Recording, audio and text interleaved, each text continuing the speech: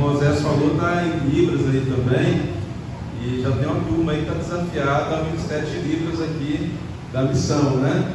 Já contamos aí 5 pessoas que vão se organizar aí. Em breve teremos esse ministério, com fé em Deus, organizado aqui também na nossa congregação. Texto de Amós 8:11. Quem lembra na música ali, diz que em Amós foi o quê? Vou ver se vocês prestaram atenção, hein? Qual foi o destaque de Jesus em Amós? Ninguém lembra? Nem Libras. Juiz de Deus, né? Amós abatia, juiz de Deus. Jesus como o juiz. E Deus quer nos falar desse texto aqui. Hoje, como dia da Bíblia, vamos abordar o tema fome e sede da palavra de Deus. Amós 8:11 nos diz assim: Eis que vem dias, diz o Senhor Deus, em que enviarei fome sobre a terra, não fome de pão, nem sede de água, mas de ouvir as palavras do Senhor. Amém? Pai, glorificado seja o teu nome pela tua palavra lida. Fala através dela os nossos corações. Usa o teu servo como instrumento em tuas mãos. Assim nós oramos em nome de Jesus. Amém, Senhor. Amém. Em 764 anos antes de Cristo, foi escrito esse livro de Amós. E nesse tempo, o reino de Israel estava dividido, as 12 tribos estavam divididas entre reino sul e reino do norte. E nesse momento, Amós prega o reino do norte, a Israel. E ele prega exatamente um juízo de Deus que viria sobre Israel. Se você ler todo o capítulo 8 e também o capítulo 9, você vai ver esse contexto do juízo, embora todo o texto também de Amós. E na sequência, Obadias é um profeta também levantado por Deus para falar também do juízo de Deus sobre o povo de Israel. Qual era a grande questão? É interessante que nesse momento que Amós, aqui no capítulo 8, vai falar do povo de Israel, Deus usa uma ilustração, fala para Amós, dá uma visão a Amós ilustrativa do povo de Israel como um cesto de frutos do verão, ou em algumas traduções de frutos maduros. Ou seja, aqui para mim tem pelo menos 3 implicações interessantes a respeito do juízo de Deus sobre Israel, quando mostra aquele cesto maduro. Primeiro, a autossuficiência de Israel. Israel achava-se autossuficiente. Eu sou, eu sei, eu faço, não preciso te consultar mais, Deus, não preciso mais da tua palavra. O povo tinha se afastado das leis de Deus, já não ouvia mais a palavra de Deus, já não se importava mais com a palavra de Deus. Por quê? Eles eram o povo escolhido de Deus, já tinham ouvido aquelas palavras tantas vezes, já sabiam demais e não precisavam repeti-la mais, como era a ordem de Deus ao seu povo, ao levantar, ao deitar-se, nos umbrais das tuas portas, aos teus filhos, de dia e de noite, anuncia essa palavra, ouçam a palavra, ouçam os profetas. Eles não queriam mais. Eu já sei como viver, já somos uma nação madura, já sei o que quero para a minha vida, aonde estou, aonde eu quero chegar. E esse eu sou do povo estava levando o povo a se afastar dos preceitos, dos ensinos da palavra de Deus. Dispensaram os profetas, não ouviam mais o que os profetas falavam, porque eles achavam que sabiam bem viver. Há alguma semelhança disso com os nossos dias? Talvez haja alguma semelhança disso com as nossas vidas. Às vezes iniciamos a nossa caminhada por Deus, na igreja, quando aceitamos Jesus, quando recebemos Jesus como Salvador, com tanta sede, com tanta fome, com tanta vontade de conhecer a Bíblia, de conhecer a vontade de Deus, de fazer a vontade de Deus. E no decorrer da caminhada, às vezes achamos que já sabemos muito, como um filho que começa a crescer e quando o pai quer orientar sobre alguma coisa, eu sei. Quando alguém mais velho, alguém mais instruído quer me dar uma direção, não preciso, já sei. Sou maduro, sou adulto, sou um fruto maduro. Era uma das ideias que Deus queria provocar em Israel. Vocês se acham maduros, vocês se acham autossuficientes, vocês acham que não precisam mais das minhas palavras, dos meus ensinos, das minhas orientações. E é triste quando, como seres humanos, como igreja, como crentes, nós temos às vezes um comportamento como Israel estava tendo. A segunda característica que a gente pode, o simbolismo que a gente pode tirar desse fruto maduro, do sexto, é sobre a responsabilidade. Deus estava responsabilizando o povo de Israel. Vocês são maduros? Vocês acham agora que já são adultos? Então agora vocês vão ser responsabilizados pelos seus atos. E era coisa dura que Deus estava falando com Israel ali que iria acontecer. É como um pai que de repente o filho fala assim: não, eu já sei, eu já quero, não quero te ouvir mais. Então o pai fala assim: então tá bom, agora você vai alugar a sua casa, vai pagar a sua conta de água, a sua conta de luz, já que você acha que você não depende de mim, então agora sustente a sua própria vida.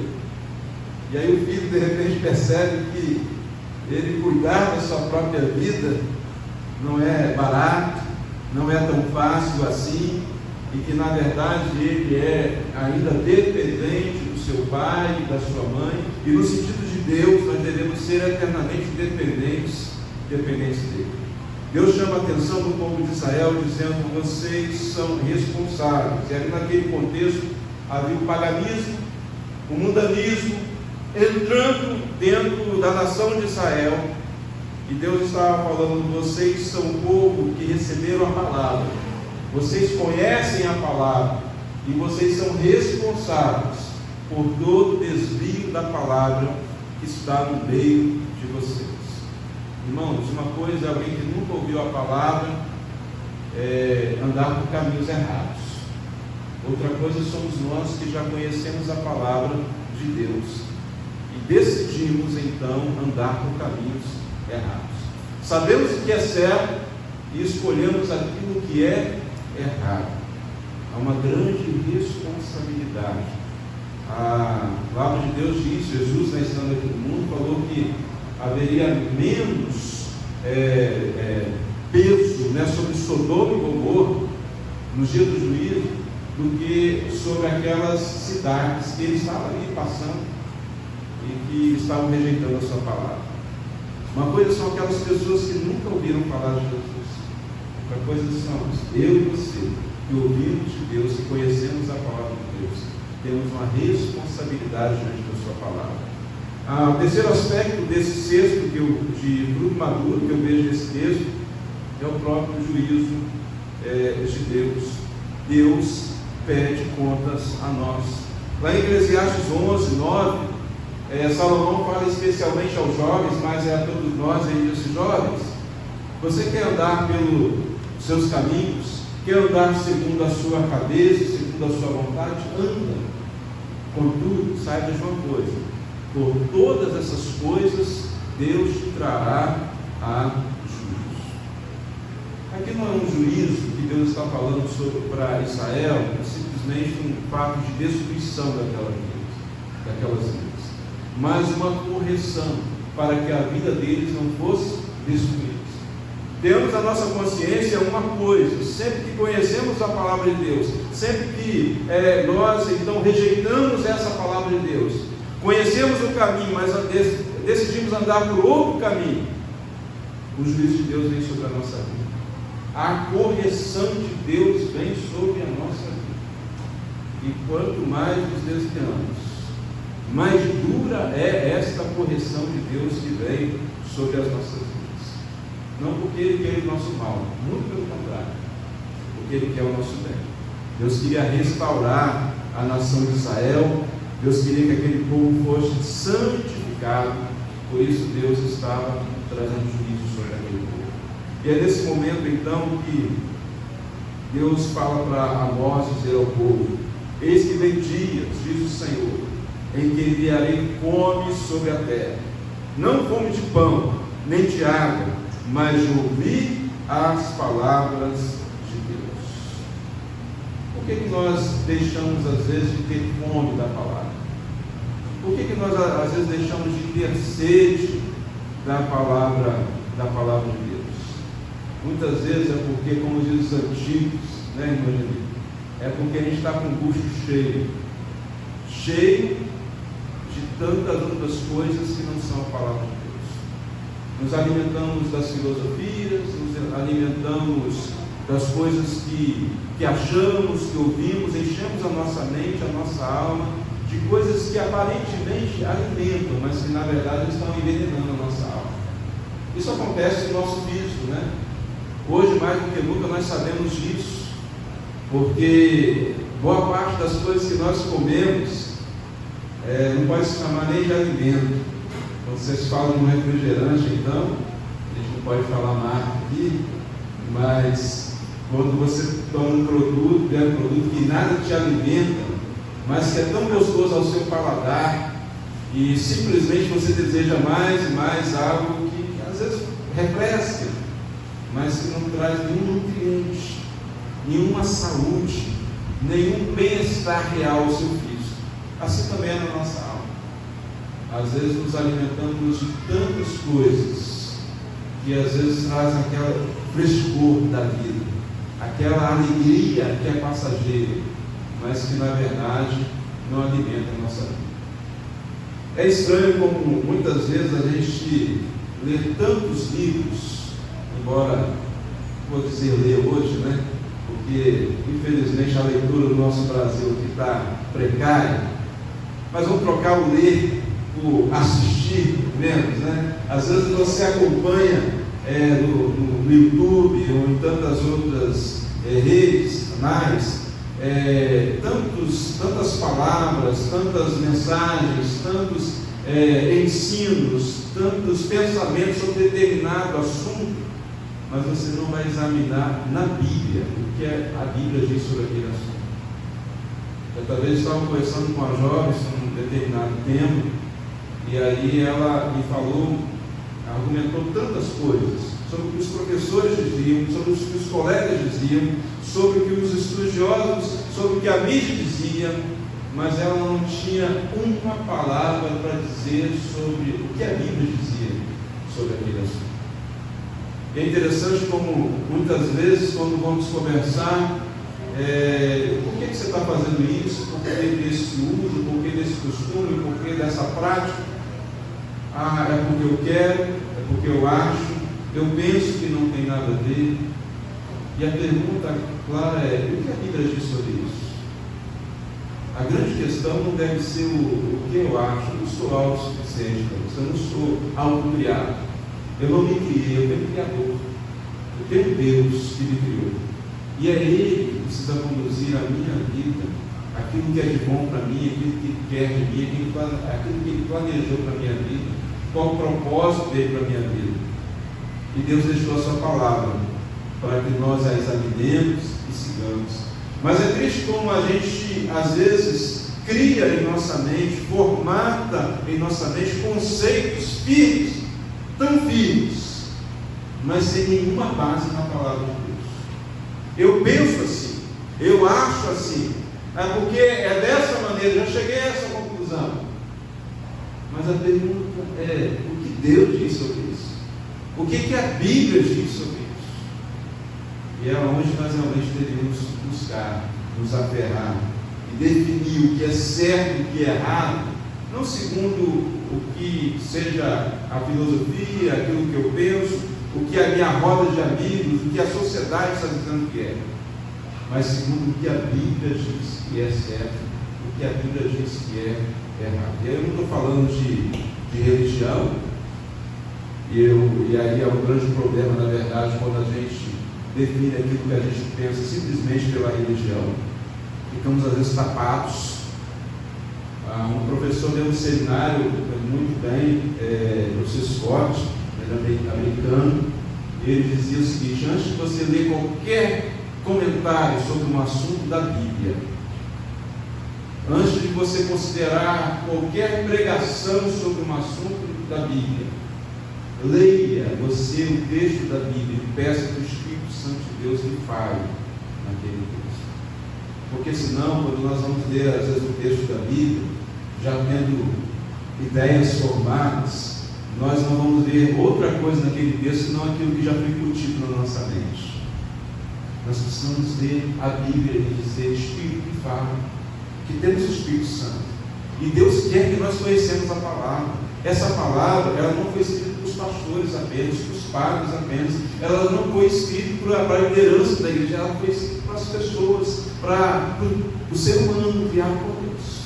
Para todos lerem, entender, compreender, porque essa é a vontade de Deus. Quando nós vemos, aqui foram citadas várias cartas do Novo Testamento que foram escritas, elas foram escritas para as igrejas. O livro de Apocalipse, às vezes tão temido por tanto de ser, foi escrito para as igrejas. Não foi escrito por líder, fala dessa tranca uma caixa aí que ninguém sabe interpretar isso. Foi escrito às pessoas, a nós, para que a gente abra, para que a gente leia, para que a gente discute, para que a gente se alimente daquilo, para que a gente cresça. E é triste quando a gente vai chegando a uma certa maturidade na vida cristã, que a gente acha que a gente não precisa mais aprender nada. E a gente diz assim: já conheço a Bíblia de capa a capa. Gente que acha que não precisa mais ir na escola bíblica, porque já foi muito na escola bíblica dominical durante a sua vida, e acha que ninguém mais tem água ali passar de novo. Irmãos, nós estamos todos os dias aprendendo da palavra de Deus. E quando você lê um texto da Bíblia hoje, Deus te fala de uma maneira, e se você leu amanhã, Deus vai falar algo mais para você. Quem é leitor da Bíblia sabe disso. Eu fico assim maravilhado como que a Bíblia é viva. A Bíblia não é um livro qualquer.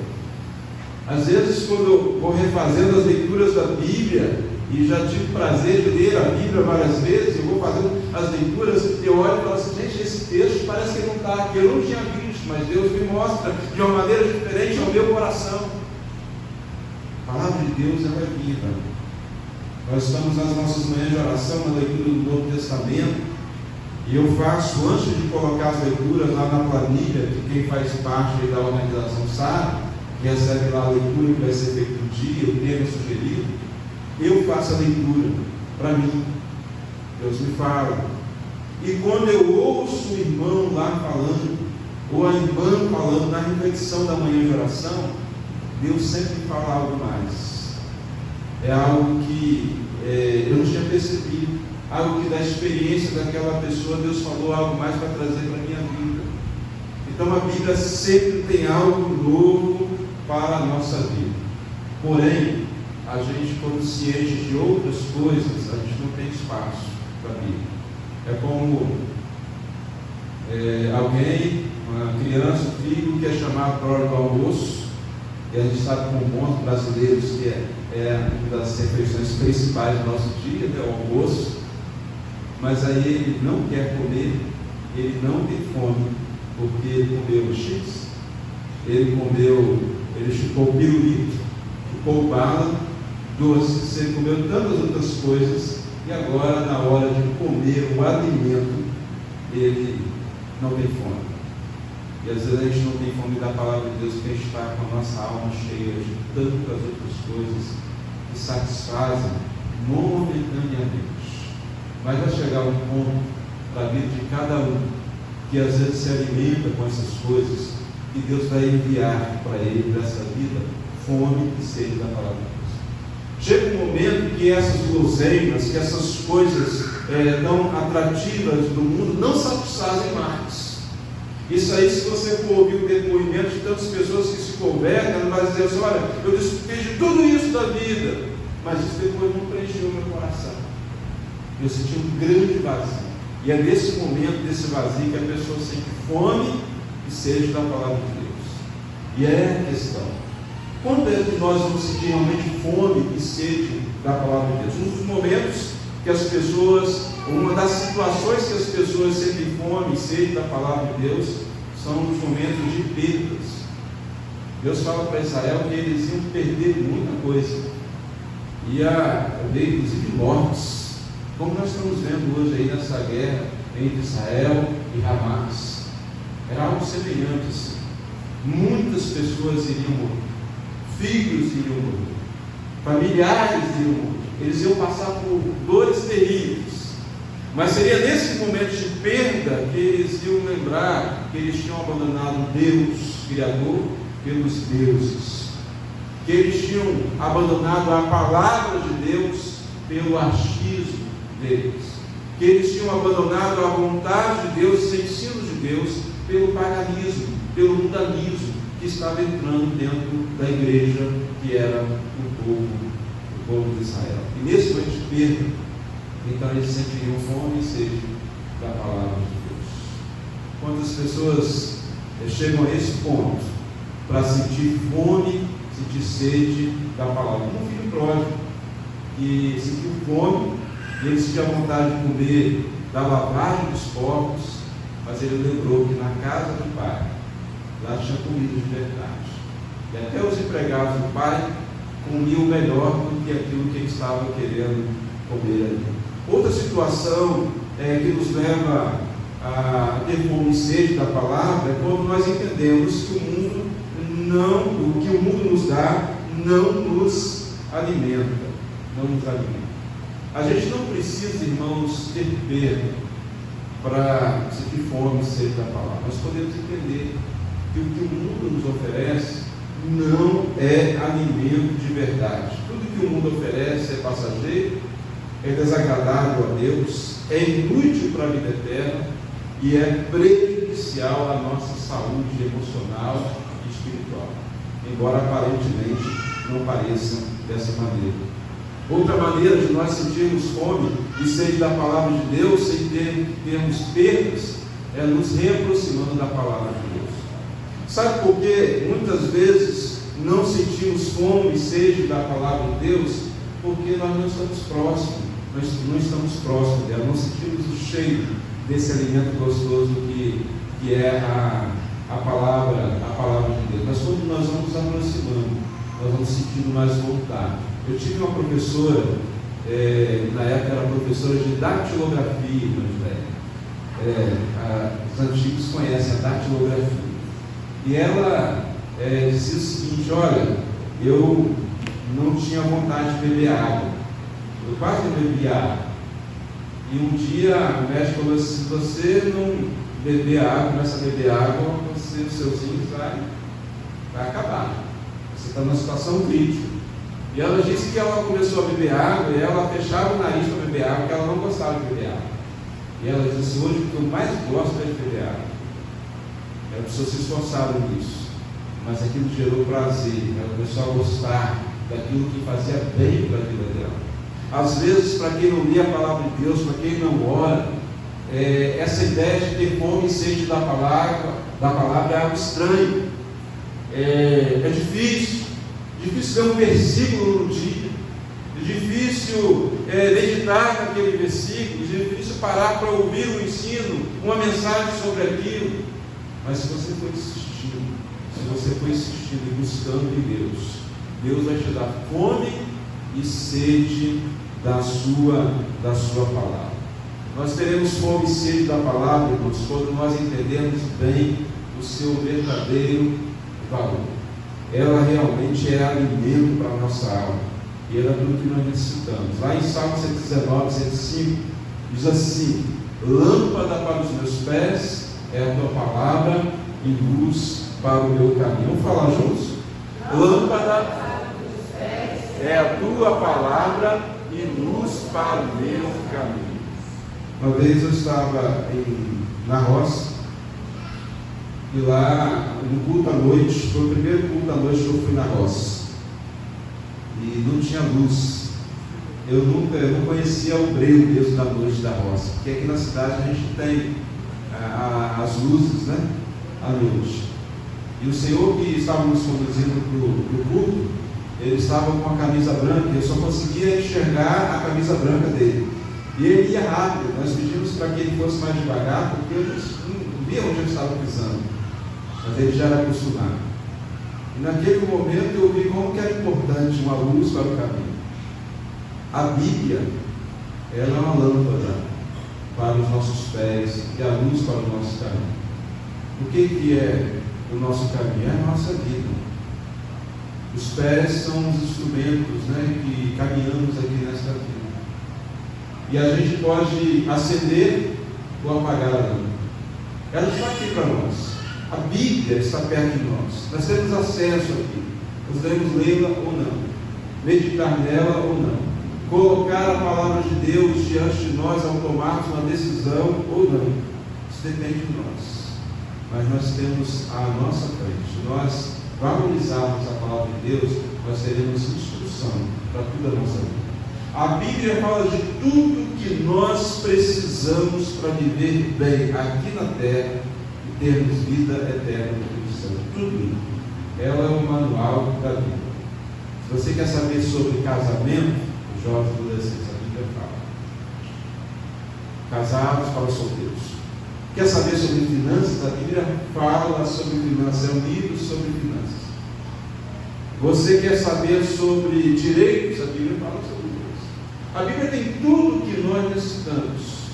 E se nós observarmos os preceitos da Bíblia, nós vamos ser bem-sucedidos. Se não, nós vamos ser mal-sucedidos. Certa vez nós erramos, sim, nós ficamos como fiador de uma pessoa. E como fiador, a pessoa não pagou e nós sofremos a dívida. E aí depois eu fui ler na Bíblia, Salomão dizendo que quem ficar com o fiador certamente sofrerá. Eu digo, errado estava a pessoa que não pagou, mas errado estava eu também, porque não observei aquilo que a Bíblia diz. Quem ficar com o fiador certamente sofrerá. Esta é uma das situações que às vezes a gente sofre na vida, porque a gente simplesmente não lê a Bíblia. Não observa, se lê, não observa. Eu conheci um homem que ele dizia que já tinha lido a Bíblia várias vezes. E às vezes ele lia a Bíblia 2 vezes no ano. Mas parecia que ele nunca tinha lido a Bíblia. Ele lia a Bíblia, tipo assim, para sair no livro dos recordes. Quantas vezes você já leu a Bíblia toda? Às vezes nós temos a organização de embaixadores, as mensageiras do rei, e aí vamos fazer uma competição, vai ter comunhão serva, e vamos preparar e vamos lá, e sabemos todos os tantos versículos decorados da Bíblia, falamos lá de cor e ganhamos os livros, nos debates bíblicos, excelente, vamos trazer um troféu para a igreja.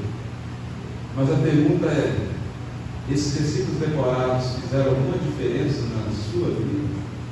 Mudaram alguma coisa da sua vida? É para isso que nós devemos aprender. Quando nós olhamos a Bíblia, ela vai ter todas as instruções que nós precisamos. Às vezes, para os jovens hoje, inclusive, nós temos traduções com a linguagem mais jovial, mais atual, embora tenha que ter cuidado. João Ferreira de Almeida traduziu a Bíblia, como os irmãos ouviram aqui o histórico, e é uma linguagem mais erudita. Eu gosto da Bíblia João Ferreira de Almeida. Essa aqui é João Ferreira de Almeida.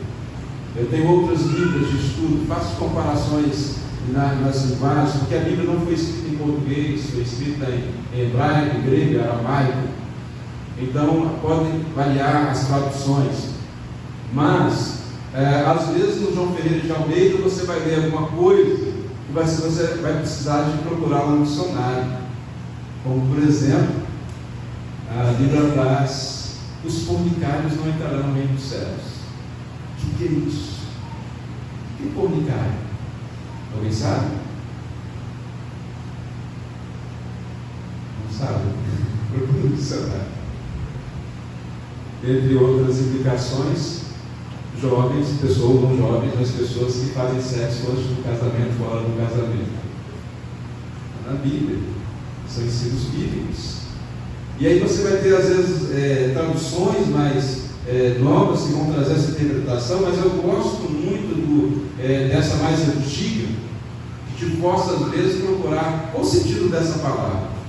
porque o grego, o hebraico, são línguas muito profundas, assim como o português. Quando a Bíblia foi traduzida para o inglês, a Bíblia inglesa ela deixa em aberto muita coisa, porque não é uma língua como o português que tem tantos detalhes. Só que a Bíblia, no seu original, ela tem mais detalhes do que o português. Então é difícil, às vezes, você, numa palavra, traduzir todo o significado do original. Por exemplo, amor. Quando nós lemos na Bíblia, é amor. Mas existem 7 tipos de amor. Dentre eles, o amor de Deus, que é o amor ágape. Mas quando você vê na tradução bíblica, nós está tudo amor. Mas quando você vai para o original, você vai poder conhecer um pouquinho mais sobre a característica desse amor. Estou colocando isso aí só para te instigar um pouquinho no fato de que a Bíblia é profunda. A Bíblia tem tudo. Ela mostra o pecado, ela mostra a consequência do pecado, mas ela mostra também o caminho para a salvação. A Bíblia não é um livro de condenação. A Bíblia é um livro que mostra a graça de Deus sobre as nossas vidas. Mas para recebermos a graça, precisamos reconhecer o pecado, reconhecer a nossa miséria, a fim de que encontremos a graça em Cristo Jesus. Esse vídeo que foi passado aqui no início da mensagem, muito lindo, ele fala de Gênesis, Apocalipse, Jesus ali.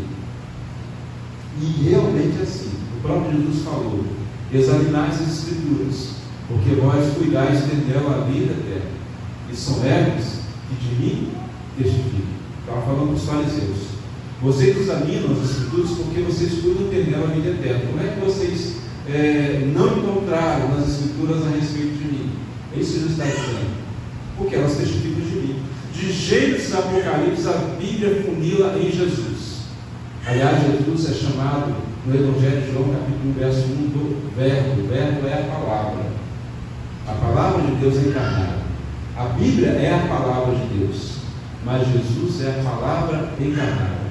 E toda a palavra de Deus, que é a Bíblia, ela testifica de Jesus, ela aponta para Jesus, de Gênesis a Apocalipse. Com elementos simbólicos, com profecias, com tipologias e com tantas outras coisas, apontando para a pessoa única que pode salvar a minha vida, a sua vida, que é meu Salvador, que é seu Salvador. Ter fome e sede da palavra, irmãos, é bênção, não é maldição. Lá em Mateus 5, 6 diz assim: bem-aventurados que têm fome e sede de justiça, porque eles serão fartos. A justiça da palavra de Deus, a palavra de Deus na nossa vida. Salmo 1, verso 1 e 2: bem-aventurado o homem que não anda segundo o conselho dos ímpios, nem se detém no caminho dos pecadores, nem se assenta na roda dos escarnecedores, antes tem o seu prazer na lei do Senhor, e nela medita de dia e de noite. Esse homem será bem-aventurado. Uma tradução na linguagem de hoje fala-se feliz, mas é uma tradução pobre, porque bem-aventurado é mais do que feliz. No original é cheio de ventura, é cercado de bênção por todos os lados. Essa é a ideia. A pessoa que tem prazer na lei de Deus, ela vai ser cercada de bênção por todos os lados. E todos os lados, que diz aqui no sentido original, de um lado, de outro, por cima, por baixo, por dentro e por fora. É tudo, é plenitude. É isso que o texto diz. Vai ser uma pessoa plena, vai ser uma pessoa realizada, quando ela tem prazer na palavra de Deus. E prazer na palavra, já preguei isso aqui para os irmãos, não é apenas de ler a Bíblia, mas é de cumpri-la em nossa vida. Entre fazer a minha vontade, fazer a vontade de Deus. Entre a minha palavra e a palavra de Deus, eu fico com a palavra de Deus. Entre a voz do próximo e a voz de Deus, eu fico com a voz de Deus. Entre a voz do meu ego, do meu desejo do coração e a voz de Deus, eu fico com a voz de Deus. Essa escolha que nós devemos fazer na nossa vida, na nossa caminhada, tendo prazer em fazer a vontade de Deus, em ler e praticar a palavra de Deus, nós seremos felizes, repletos, plenos, bem-aventurados. Amém? Que Deus abençoe com a sua palavra. E cada dia, assim como você levanta e tem vontade de tomar o seu café da manhã, quando vai chegando a hora do almoço, você tem vontade de almoçar, assim como você tem fome e sede fisicamente, que também haja na minha vida e na sua vida fome e sede pela palavra de Deus. Que a gente se alimente dela diariamente. Que qualquer decisão que venhamos tomar, venhamos antes nos perguntar o que diz a palavra de Deus, o que me ensina o meu Criador. Pai, muito